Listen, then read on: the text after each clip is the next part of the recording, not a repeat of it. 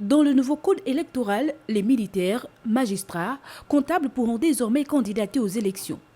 Cette disposition, jugée transitoire par certaines personnes et qui suscite des débats, marque tout de même une avancée notable vers une inclusion élargie des acteurs publics dans le processus démocratique du Gabon, selon le président de l'Assemblée nationale de transition, Jean-François Ndongo. On ne peut pas exclure de la vie politique d'un pays certains compatriotes parce qu'ils ont choisi une carrière. Les magistrats, les militaires, les avocats, ce sont des citoyens gabonais.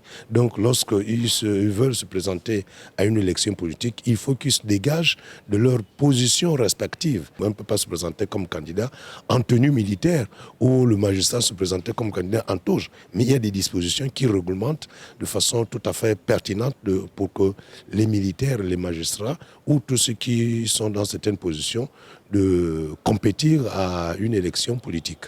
Outre cette ouverture, le code électoral acte des avancées significatives telles que l'affichage obligatoire des procès-verbaux des élections à chaque étape, la présence des représentants des candidats dans les bureaux de vote et l'obligation d'intégrer des observateurs nationaux et internationaux. Mais malheureusement, les politiques, une fois après avoir adopté le code électoral, n'acceptent pas toujours les résultats. Ce n'est pas le code électoral qu'il faut interroger. C'est l'attitude des responsables politiques. Il faut qu'on accepte que lorsqu'on met en place un dispositif qui réglemente la question électorale, on doit accepter ces principes, y compris les résultats qui sortent des urnes.